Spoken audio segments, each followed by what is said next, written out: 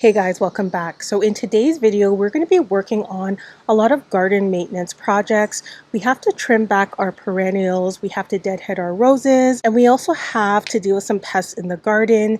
And on top of all of that, we have a bit of harvesting that we need to do. I'm going to flip the camera around so you can see what the raised bed garden looks like right now. Okay, we're coming into the raised bed garden. This is where we have our cucumbers and squash, and we have a bunch of issues here that we're going to deal with in a bit. And this is what the rest of the raised bed garden looks like.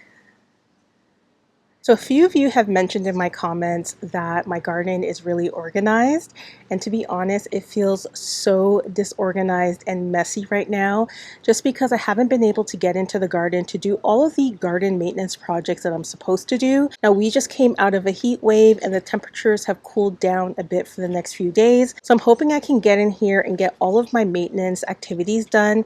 Even doing some fertilizing is helpful during this cool period before we head back into a heat wave. So I'm gonna flip the camera so I can show you some of my pain points, things that we need to harvest today, and then we'll get to deadheading the roses. But before we get started, if you're new here, hi guys, my name is Marsha the Blackthumbgardener and I live in Ontario, Canada, Zone 5B, and welcome to my channel. If you're new here, I'd love for you to subscribe, and if you're returning, welcome back, and thank you so much for supporting my channel. Now let's get started. Let's take a quick walk around the garden so I can show you some of the things that we need to get done today, and then we can get started on our maintenance projects. So first, over here by my roses, I need to do a lot of deadheading. I haven't seen any Japanese beetles yet, which is a really good sign. I know they're coming, but I want to get these rose plants cleaned up. Look at this, guys. My clematis is finally blooming. I think I mentioned this clematis in my June garden tour, but at that time it was not blooming, and now the entire plant is just showing out. So gorgeous.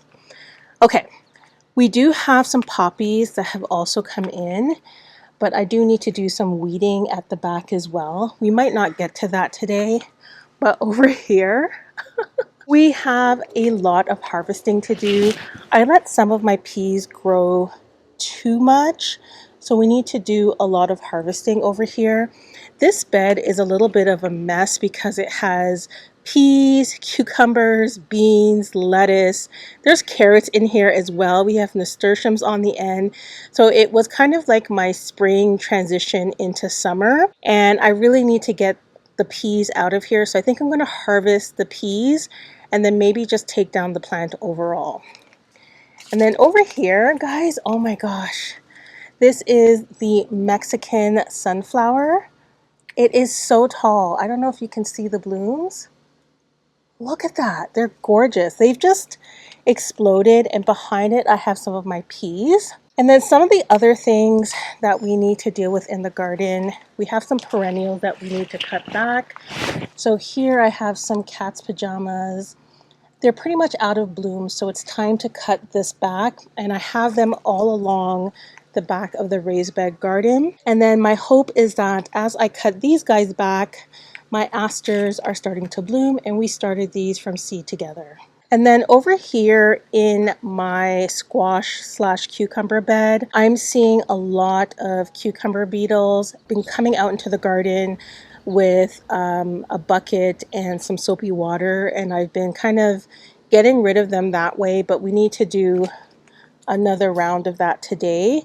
When you see them eating at the leaves, like these holes, then you know you have an issue with cucumber beetles. Yeah, I can see some right now on the plant, so I want to deal with that. I also want to do a general check of the leaves just to make sure I don't have any squash bug eggs on the back of the leaves. Guys, I want to get this project wrapped up as soon as possible because I want to spend time on the deck just enjoying the garden. So I have my bin that I'm going to dump all of my garden trash into. So let's head into the garden and get this work done. Oh, I need pruners. Oh, here they are.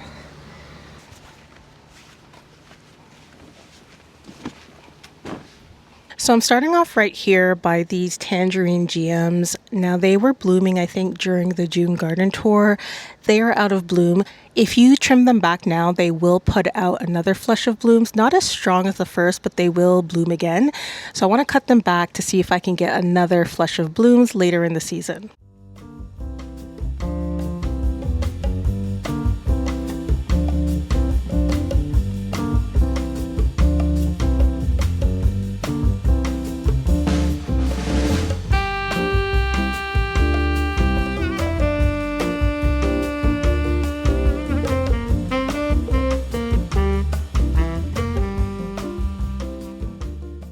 Oh my gosh, this looks so much better. You can actually see the base of the plant now. Beside it, I do have a baptisia, and I'm gonna let that stay there and soak up all the sun and the energy. It's not gonna bloom again. It will bloom next spring. Here I have a rose of Sharon, and part of the reason for cutting back the GM down here is so that I have enough space for the rose of Sharon to bloom. And then beside it, I have this zinger hibiscus. I don't know, guys. I don't know if it's gonna make it this season. So I think I mentioned in the June garden tour that I ended up planting my zinger hibiscus into the garden beds because I had no room for them. I'm gonna see if they actually make it to bloom this season, and I'm a bit skeptical, but they're growing, just not as fast as I want them to. Since we're on a roll cutting back the perennials, let's cut back the nepeta. I think I have 1, 2, 3, 4, 5, 6, 7, 8 plants that we need to cut back. And I've just divided the plant over and over again, and the variety is Cat's Pajamas by Proven Winners.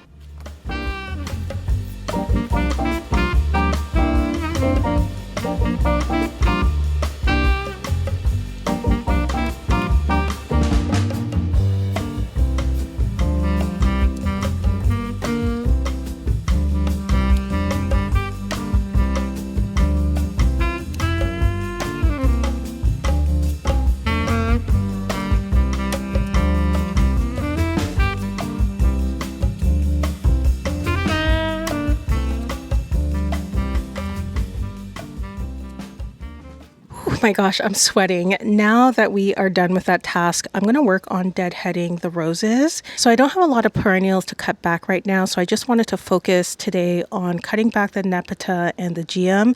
Now we're going to work on the roses. I have a few rose bushes around the garden.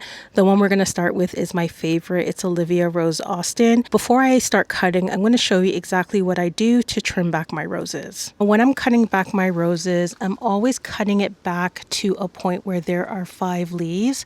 So if I was cutting back this stem right here, I would cut back to this point. You can see there are 5 leaves here. 2, 3, 4, 5. So I would cut right above that. That's pretty much how I cut back my roses. Because I have a bad case of Japanese beetles each year, and I really try my best to get rid of them organically, so I just use soap and water. I tend to do that with a lot of the pests that I have around the garden as much as possible.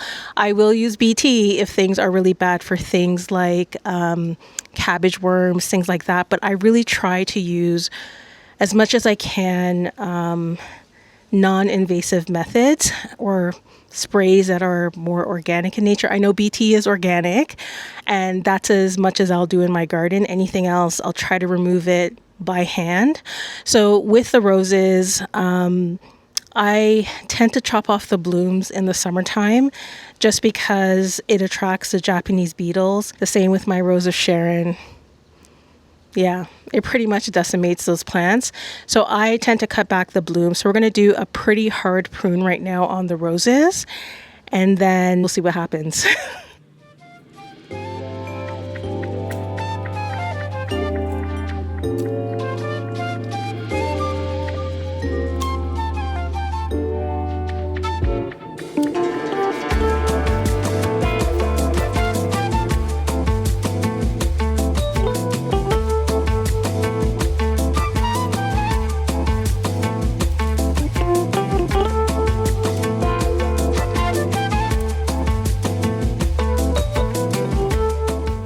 I lied. I thought the Japanese beetles were not here yet. I found my first Japanese beetle of the season, And now I'm sad. Give you a closer view. I don't know if you can see that. There it is. I'm gonna get some soapy water to kill it. By the way, this is another favorite rose.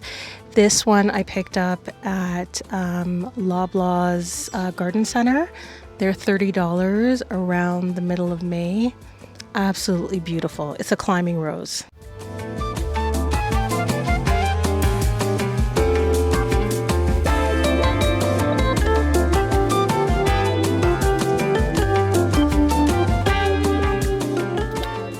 Okay, we have one more rose that we need to trim. Is all the way over there in the corner.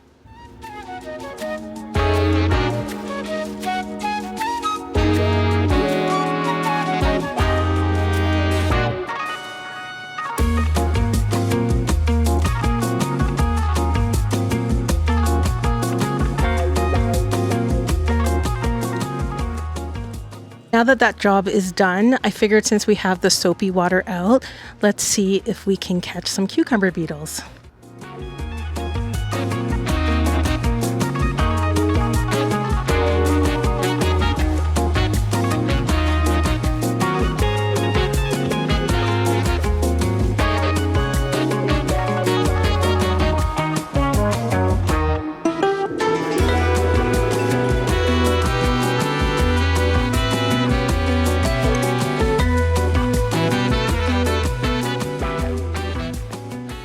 Guys, I took a bit of a break because it was boiling hot out here and I needed some water. So I'm back now. We have one more garden task that we need to do, and then we can finally do that harvest that I promised at the beginning of the video. So we are going to be trimming back some of my mint plants because they're starting to go to seed, and I try to catch it every few weeks so that I don't end up with mint growing all over my garden. So let's do that quickly and then let's get on to the harvest.